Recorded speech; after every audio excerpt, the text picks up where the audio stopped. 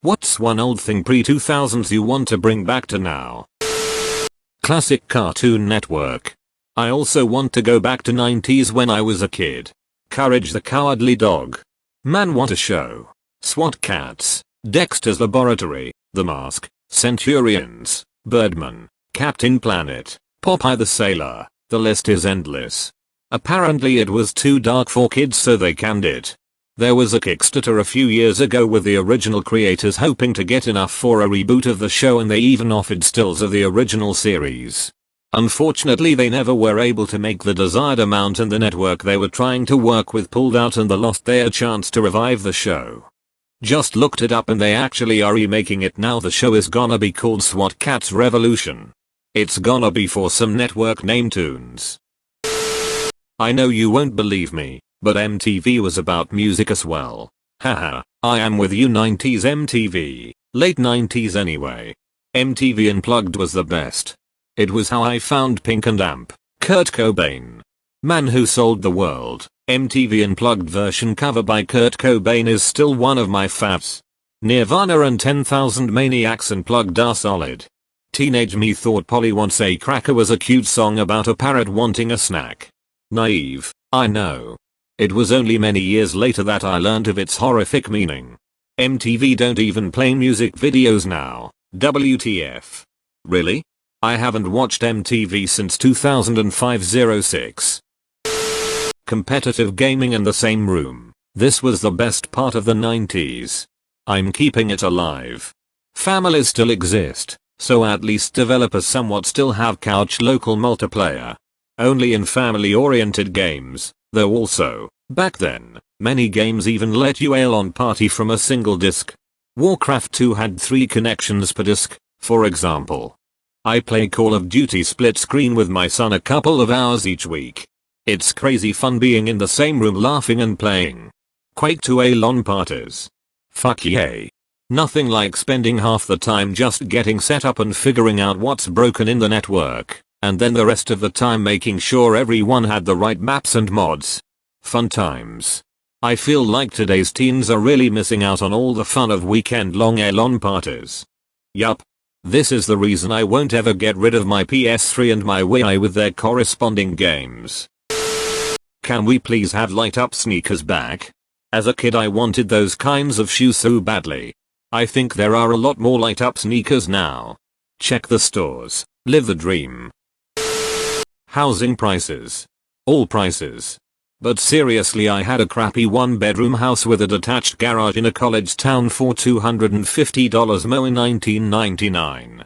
Saw it for and not too long ago. It's still as crappy and it's $800 now. Almost everything. I can't explain it, but there was a safe feeling that existed back then that is gone now. Maybe that's just a personal thing. I miss things being affordable, the future looking bright, people weren't as superficial. Plastic surgery wasn't something everyone got. So much more. Exactly. There's a safe and exciting feeling back then.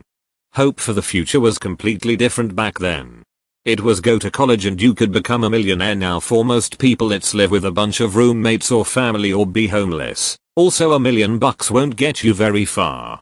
I remember thinking if I had $1 million I'd never have to work again. That was the whole appeal of that game show Who Wants to Be a Millionaire. Now $1 million would pay off my mortgage, my elderly parents' mortgage, my student loans, and then we'd all still have to work to pay for our cars, property taxes, living expenses, etc. Software to own, not rent. Now, not only you have to pay something every month, but features are added, removed, or changed. I have to keep learning new ways of doing the same task. It's honestly crazy how much digital software, games and amp, movies included, outright state that you do not own the media you are paying for, merely paying a licensing fee or an open-ended rental term, and that these can be removed without warning. Of course by outright I mean buried in the fine print that almost nobody reads. Some already experienced it with DLC they paid for from Ubisoft, but it could happen to anything, really. This right here, fuck subscription models. Buying a house for approximately 2x your yearly salary. Comfortable airline seating. Dressing like you don't give a shit. not expecting to be reachable at all when on vacation. I just missed out on this. First ever proper job in late 1995. Got a mobile phone December 1995 before I took my first holiday. I never told my boss my mobile, or landline, which was still a thing at the time, number, but a number of my colleagues who I considered friends had it, and my boss knew she could get a message to me through them if needed. To her credit, I think that only happened once in circumstances that were reasonably urgent. By late 1997 in my next job, everyone expected to know everyone's number, and I had people merrily calling me asking mundane work crap when I was in Thailand and I had to pay the international part of their useless phone call. People dress like they don't care now. Hit any Target, Walmart, or even the mall. So many people look like they just crawled out of bed. Just to see a pajama bottoms and sweats. When was the last time you saw whole groups of people, not just one or two, shopping in these stores looking like they were ready to hit Wall Street? I'm unreachable for every single vacation. I even go one step further and delete all my unread emails when I get back to work. You would have had to be making bank to get a house for 2x your salary, pre-2000, unless you were far removed from civilization. My lack of back pain, off. 4 King stupid human body, having evolved for 4 million years to walk upright but didn't bother to give us a spine capable of handling decades of bipedalism. We're not supposed to live as long as we do now though. Average life expectancy used to be 35 years. I'm sure if the human race survives long enough, a few hundred thousands of years from now the spine will have developed reinforcements. Or humans will have invented regenerative technology. Or something. Fun fast food structures. They've turned all but one McDonald's in my town into some industrial grey building. The same for all the Pizza Huts and a few other places. Fast food restaurants are trying to get away from that fast food cheap look of the 80s and 90s. They started this process in the mid-2000s. Also, the reason why buildings are looking more industrial-like is because modern design is making it so buildings require less maintenance and waste less energy heating and cooling. The downside is that everything looks dull and boring. My local Mellow Mushroom, a hippie-style pizza place, went from having colorful trippy murals painted by local artists and have a fake forest inside of it to literally being a grey box. Edit, me dumb me not no name. Also, fun fast food kid areas. There was a McDonald's one in my town that was absolutely huge, now it's tiny and boring. I think fast food restaurants completely, it was supposed to be cheap and fast food, but most of the time it's not fast and it's definitely not cheap. I have to wait at McDonald's for 30 minutes for burger which costs €4. Being unavailable. I hate being on call 24/7. You used to be able to be out getting groceries or on a walk or whatever and there was no urgency to answer to anyone. Now, people are offended if you don't immediately respond to a text or call, especially since they added the feature where it lets them know you read it. So let them be offended.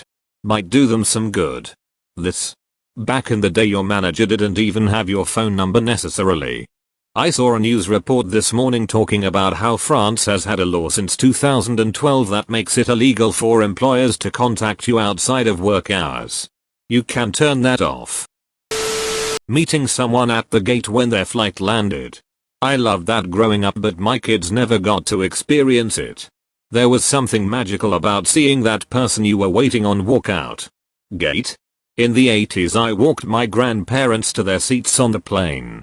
My sister and I hung around until the pilot effectively announced a last call, then we left. Heck, back then passengers and crew smoked on planes. Flying is completely different today. Such an underrated comment.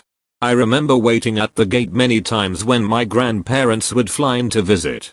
Now it feels impersonal waiting for them to come to the passenger pickup area. As ineffectual as our security protocols have basically been proven to be, I for one am all for anything that limits the number of people who have no idea of what they're doing, lack any and all self-awareness filling up airport terminals. I only got to experience this once when my late dad took me to the airport with him one time pre-2001 while he was seeing a friend off. I was less than 10 years old at the time. I remember this. The weird thing is, despite being allowed to do that, The airports felt less congested than they do now with that many extra non-ticketed people. My family still does this and we have always made funny signs for when we pick up persons. Love it so much. Internet before social media. The variety of different sites we used. Let's just bring back the animated under construction banners you would put on a website to signify, yes, we know our site sucks, whatever. The 90s and zeros internet was the best. It's so disheartening to see the state of things now. The monetization of everything extinguished any fun you could have. Had a weird little hobby, there was a wholesome community for that. Wanted to know how to make something? Someone gave detailed instructions on his/her personal website, with no ads. Now, you can't even check out recipes online. The good side of it is, I'm back to reading more and more books. ICQ. Usenet newsgroup discussions. Oh, to go to a website without pop-up ads, cookies, etc. TGIF lineup. You're all cozy on a cool and rainy November Friday night. Snacks are good to go and you're not getting off the couch for 2 hours. Family Matters Full House Step by Step Boy Meets World. Must see TV on Thursdays. This brings back so many memories. I remember that was one of the few things my family did together. Before I hit HS, family-friendly TV blocks like that seem to be going away. Damn man, that brings back some memories. Concerts where everyone is vibing and not filming it. I used to take concert vids but then one day I realized that I have never once felt the need to go back and watch them, so I stopped. Just enjoy the show. At Coldplay gigs, before the big hit A Sky Full of Stars, Chris Martin tells everyone to put their phones away and dance. Regularly creates a vibration detectable on the Richter scale. Gives you hope. It kills me when I see someone FaceTiming a friend at a concert. And ticket were $30. Excellent seats. For the likes of Fleetwood Mac, Journey, Boston, Paul McCartney, Wings, Elton John. The feeling that the year 2000 would be a futuristic utopia with flying cars and robots doing all the work while you just relax. The everlasting optimism of the 90s leading up to the year 2000 in the US was an amazing time. Yeah, there were troubles around the world but it seemed to be getting better, and technology growing at an unbelievable pace with things we couldn't even imagine. Then 9/11 and the world has been terrible since. It was an 11-year party that the world will most likely not experience ever again. The world of willful ignorance is no more. You will be shown everything, at all times, and an opinion will be expected from you on all viewpoints. I think this is part of why millennials are so depressed. So many promises, aspirations in childhood that just went in the complete opposite direction. Absolutely, we are immersed in everything all the time and must express our view continuously. Congratulations for making it till the end. Please smash that like and subscribe button for 1 million years of good lucks.